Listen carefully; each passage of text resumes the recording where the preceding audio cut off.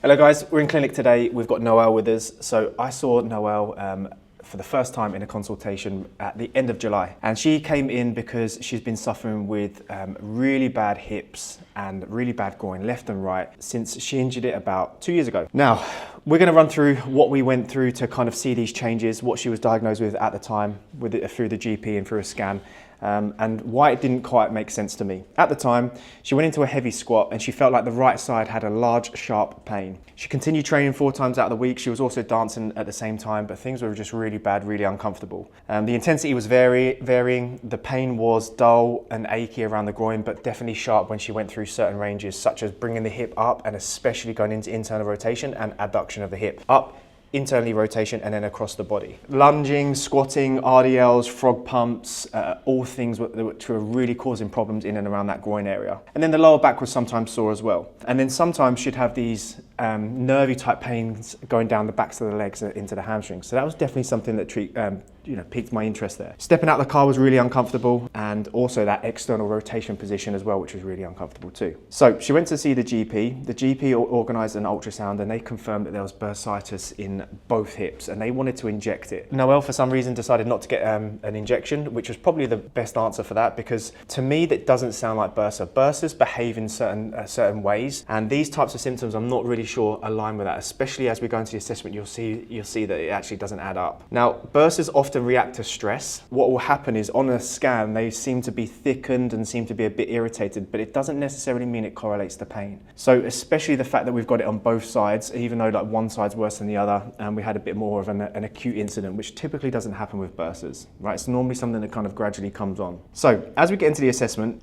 based on those findings there, I just ruled out all red flags, anything really serious which I was suspicious that maybe we need to get further imaging. And I wanted to have a look at both her back and her groin and her hip complex, just to rule out if there's anything that's basically being referred up or down. Because we've got this neural issues in the hamstring, that's definitely something I wanted to scan, and obviously she had a little bit of a lower back issue as well, so I really wanted to check that out. Now, the first thing I started to have a look at was her forward reach. Having a look at all of the motion at the back. Forward reach going down, overhead, side, side. And every time that I was doing this, we were having reactions in the back, but it would also refer into the groin. So if I get you to stand up and if I get you to face all the way around this way, nice and simply, as she's going down towards the floor, so reach down towards there, pause about there, we would have early range pain that would come on into the groin. So we weren't really getting too much movement at the hips. A lot of it was from the back, because I encouraged her to drop her chin in first and to get that motion from that back, and straight away it would kind of irritate those hips, which was quite peculiar. Certainly, like if there's anything going on in the hips, we're not getting too much motion there, that wouldn't really occur, and it was obviously something that's probably being linked with this lower back. I asked her to then have a look at the side bends, so turn and face me, just reaching down towards the side either way, and at the time we'd have pain in that lower back. Then we got into a squat, so if we open up the feet, we went down into an early range squat. About there we would have this like irritation in and around this groin. Now at the time what I wanted to do is just to see if we could get any better. I wanted to try and make some differences, or to change the position in the squat to see if it would make any difference. Getting into a narrow squat actually helped. So if we just brought the feet in, when we went down into a squat, we found that the range was actually deeper, so she was able to access more with less pain in and around her hip. We didn't test the curtsy lunge, we tested a little bit in the split squat. So if you get into that split squat position there, as we dropped down into that, again we had that early range pain, so that's why we just didn't go any further, and I just wanted to have a look and see where we were going with the hips. So if you go into your back for me, whenever we've got suspicions of lower back or hip issues, I always want to rule out anything that's going on in and around the hips, certainly passively as well. So when we were taking the hip up into this position here, so we're maintaining that flexed position, I'm asking Noelle just to try and relax as much as possible, because I would just want to test the integrity of the joint. Firstly, as we were coming around into this internal rotation, we did not have much at all. We ended up having like a really vulnerable feeling, and straight away she was guarding and she didn't want me to take it into there. As you can see now, we've got much better range. Tell me when that kicks in. About there. So we have got probably another 30 degrees there, and we actually haven't touched the hips. And I'm going to go through all of the things that we've done to get her better. External rotation was the same. Going into flexion was a problem as well. So definitely I was going to think about scanning these hips just to see if there's anything going on. Rather than an ultrasound, the ultrasound will give us information around the soft tissue, but it doesn't penetrate deep into the joint. That's where we need the help of an X-ray or an MRI or something like that. So I definitely was suspicious of, look, I want to see if there's anything going on in this hip joint. It was actually both sides as well, so I wasn't happy with the actual performance of the joint. We ended up just parking that to one side because I was a little bit more suspicious of the back, because we weren't able to access any of these motions around the back, and also there was a link between movement at the back and referral pain in and around the hips. So I wanted to dive a little bit deeper into that. If we turn you over onto your front, any type of palpation in and around the back was very, very sensitive. So we've got the cervical spine, it goes into the thoracic, and then lumbar 1 starts in around here and goes down to lumbar 5 before it meets the plate of the sacrum here. If we go to the top of the ilium, and then we go across to the back, that typically hits around L5. Now, when I glide that spinous process into L5, even before I put any weight, it was incredibly sensitized. It was as if she didn't want me to touch it. It was very, very bruised, and she was guarding straight away. As I went up, it got less, but from L5, L4, and L3, it was still very, very uncomfortable. Then what I did is just had a good old palpation of the tissues in and around that spine as well. And again, to say it was a 10 out of 10 in terms of like sensitization would be a bit of an understatement. It was all very, very tender in and around this sort of area as well. If I went deep as well, so if I tried to get her to kind of relax, so if you try and relax through here, and I went deep into that bottom part of that muscle called the QL, quadratus lumborum, and into those erectors, it actually created a referral pain in and around that front of the hip as well, into the groin. So again, that created another positive association between the lower back and the groin. So all I'm thinking of straight away is like, right, we don't have access into bending, side bends, or going into extension in the back, and when we do, it does refer into the hip. But we've also got problems in and around the hip when we're testing that in isolation as well. So something is going on here, whether it's just isolated to the hip or whether it's coming from the back and down. Now with the lumbar spine, we know that the nerve roots, they exit and they innervate all at the lower extremity. So often we can have referral pain that comes from the lower back in and around the posterior thigh and the glute, or into the front as well. So we can also test things like how are the nerves responding to movement and so forth. And we've also got ways in which we can test the nerves called through myotome testing. So it's where that nerve innervates the muscle, or through dermatomal testing, which is where that nerve innervates the skin. So we're looking for sensation changes, we're looking for a lack of power. We did all of those. The dermatomes and myotomes were okay, but when we tested the length of the nerve, we were just not happy at all. So I'm going to give you some examples of that in a second. Remember, lumbar 5, these are the things that, when I find things like this in the assessment, these are the things that I want to see change as we go forward with treatment, because this is also a nice way for me to find out if I'm doing the right thing and we're actually having positive changes. It's quite difficult to diagnose, not that I do diagnose, but to diagnose the exact problem in and around the back or an actual problem in and around that lumbar spine. The research tells us that a lot of the time we're not on the money, right? And one in 3 of us will actually have a bulging disc when we've got no symptoms. So even if we were to scan that and we see a bulging disc, it doesn't necessarily mean that that correlates to pain, which is the reason why I'm always going after trying to make things improve, so like the joints, the movements, and reduce those symptoms. So we've had a decent amount of information in the subjective stuff. We've asked everything that causes problems: who, what, where, how, when, why, a bit of history around the back and the hips, and it helps build a picture and it helps us dive into certain assessments. We've had a look at the movement of the back and the hips, and both are not happy, and we have limited ranges and access to those ranges without causing pain, or actually causing pain. I've isolated the hip, not happy with the hip joint, so I'm going to park that up there, and it might be something that we investigate further, but I'm a bit more suspicious of the lower back. L5 is very, very sensitive. All your active range of motions in and around the back, really not happy. Muscle testing, it's in isolation, it's okay, but if we're looking at that combined with the hips and things like this, so if we hinge into an RDL, if we look into the squat, it's not happy at all. So I'm going to dive a little bit more into the lower back, and I was specifically going after the neural side of it. When we're looking at the neural side of it, we're looking at how well do those nerves perform that come out of the back that innervate that lower extremity. So what we found, interestingly, is when we took her into the straight leg raise and we adducted the hip. So I took her into this position with a little bit of hip flexion. We went into adduction across here, and then I wanted to put more tension onto that nerve. And when I took her into dorsiflexion, do you remember what you felt at the time? Straight away into that groin. So that was a nice positive correlation that something is not quite right with this neural complex in and around that nerve coming out the back. Hip flexion across the body into that dorsiflex position creates tension through that nerve, and it reproduces those symptoms in and around that groin. And it did it on both legs. So this is what we would class as a positive neural test for in around that lower back. Another way I wanted to test is we went into the slump. So what we did is we got her to drop her chest as much as possible, and then we tried to extend one of the knees, and we had range of motion in this position was okay, didn't cause too much of an issue. So that was okay, so that side of it wasn't too bad. And then what we did is we had a look at the elephant position. So if we go down to the floor, this was actually part of the rehab. So if we get ourselves into as much as we can, remember at the time we weren't able to flex through the hips and we weren't able to go low, but what I wanted to see was, look, what what was it like when we wound up this whole area and we tried to straighten the knees as much as possible? So we actually had a reproduction of the symptoms,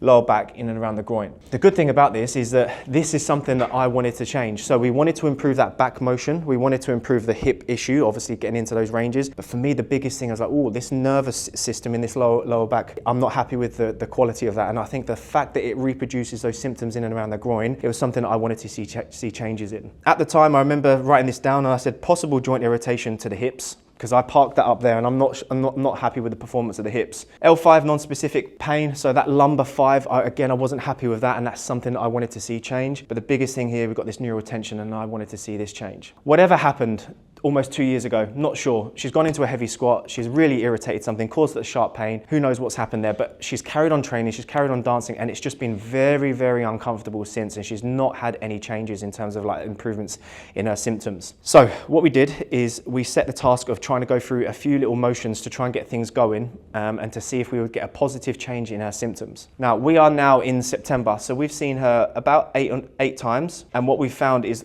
let's say for example, that she came in this week, and I'm going to give you a little readback of what she's feeling. She's been training, we've been able to modify what she's been doing. We've specifically gone after lots of hip extension work and back work, which we're going to go through in a second downstairs. Left groin is doing really well. Right groin was doing okay until she irritated it on Monday afternoon when she was training, but other than that, she was actually in a good position. Lower back is sore, and it's funny because she didn't even mention the lower back really when she first came into clinic, but as the weeks on, she was like, I'm actually much more aware of this lower back issue, and the less so in the groins, so that's actually really interesting to see. But overall, feeling like she's really improving, and the fact that she's able to get into training has been really good. So we've had some positive changes, which is great. So that helps reinforce the fact that we're on the right path. Now we're going to go through some stuff that we've gone after to try and improve the ranges at her lower back and that neurotension. All right, so remember that the hip issue is on the back burner. I'm very suspicious of this, but I want to see if we can make changes to the hips based on what we do with the lower back. Let's go after the lower back in a nice, simple way. She can't bend forward, she can't reach down, it reproduces that hip pain. So these are the things that I wanted to improve. That access to flexion, so literally as soon as she drops into this position, I want to see change. Now pain can be really complex, but actually a lot of the time we just need to find ways in which we can override that pain signal. And one of the ways that we're going to do that is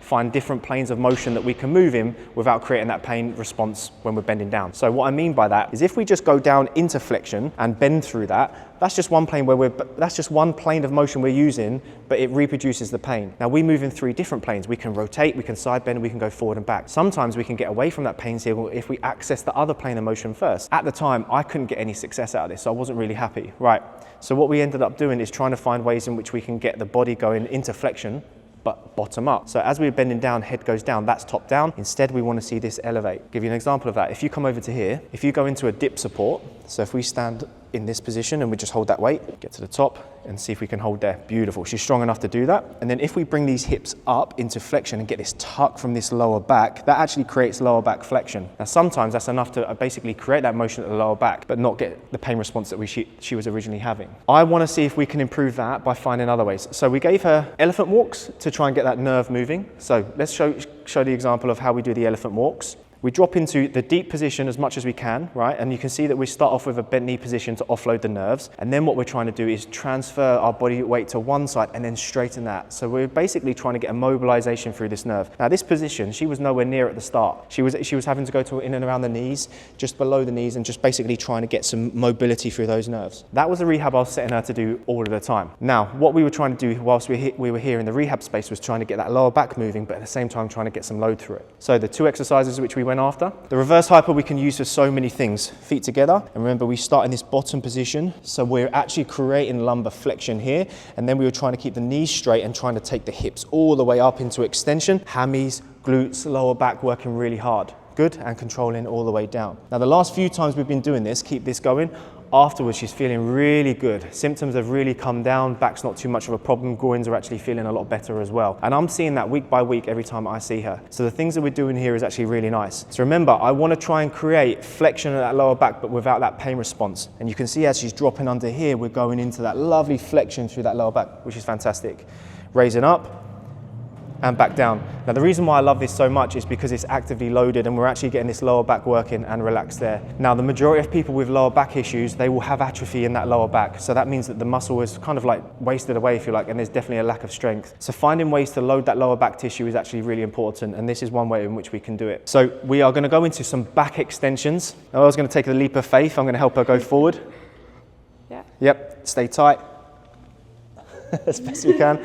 All right, now we've got two options here. We can keep the back flat and we can drive up into this parallel position to the floor. That would be hip extension. But what I want her to do is to encourage, again, motion through that lower back. So what we're going to do first of all is if we bring ourselves all the way back up, firstly, that's a Sorensen hold. So that would be a nice way to activate all three here as well. But let's go a little bit higher. But what I'm going to ask her to do is tuck the chin in first, followed by the chest, and roll all the way through that lower back and try and meet your head towards this bar here. And we've got some lovely motion going through this back. And then if we reverse it out, so lower back first, chest up, get up into that position and hold. Good, let's do it again. Do a few more reps for me as I talk through it. So the reason we're doing this is, again, we're accessing that lower back flexion, which is what we can't do when we go into from a standing position down towards the floor. It creates too much of a pain. But as you can see, this is unreal. This is great. Not only can we do it pain-free, but we're doing it in a really tough position, and we're actually asking this lower back to work really hard and actually to start getting some strength work in it. And for the last 3-4 weeks, we've been doing this, and we've had some really, really positive changes, and I think we're going to build on this. So we can build on this in a few ways by making it tougher by holding here for a lot longer, or we can do more reps, we can have less rest, or we can do more sets, or we can start holding some weight where it actually starts to challenge her in these positions. So I'm actually overall, tuck in, really happy with where we're at in terms of those exercises and how we're feeling. And the great thing about this is we're seeing some positive correlation between symptoms being reduced in and around the groin and that lower back soreness as well. So overall, everything is moving in the right direction. What we've also done is, Noelle's a member of our gym as well, so we've been able to modify what we've been doing. So instead of heavy back squats, we've been ended up going on the floor and going into some heavy glute bridges or heavy hip thrusts to again get some nice load through the glutes, the hamstrings and the lower back without provoking symptoms in and around the groin and the lower back. So all in all, her gym training, which is what she was really struggling with, we've actually used this to supplement her rehabilitation, which is exactly what gym training should do. And this is why we have to individualize what we're doing with our patients and with our members as well. It helps people get out of pain, and it also helps people still achieve the results that they want to achieve. All right, so the only thing we did to supplement this in terms of the hands-on stuff as well is we decided to get into the tissue of that lower back. As I said, it was very, very sensitized, so we ended up just doing lots of tissue work, so working into around that lower back and then lots of trigger point work. And we went quite deep. Those lower rectors, when we leant into here, for example, like this, it was reproducing that groin pain. So in those sorts of positions, I was working into that, going quite deep, holding and waiting for it to desensitize. And we'd spend probably 10, 15 minutes at the end of the session going into that. So overall, you know, we are middle of September now. I started seeing Noelle at the end of July. And this pain that she's had for a long time, almost 2 years, lower back and groin specifically, is in and around the groin, is actually doing so much better, and she can see that there's light at the end of the tunnel now. We've had great progress, and all we've done is we haven't touched the hips other than a little bit of strength work. We've gone after that lower back. And it reinforces the fact that we're on the right path. Things are improving. By going after this lumbar motion, we're actually getting great success in our symptoms, and all those symptoms are coming down, exercise is going up, and we're win-win. So it's going to be exciting to see how the next 4 to 8 weeks plan out as well, and I'm sure we can get her to a position where she's feeling great, squatting, lunging, and having no issues getting out of the car, day-to-day stuff as well. So let's keep it going.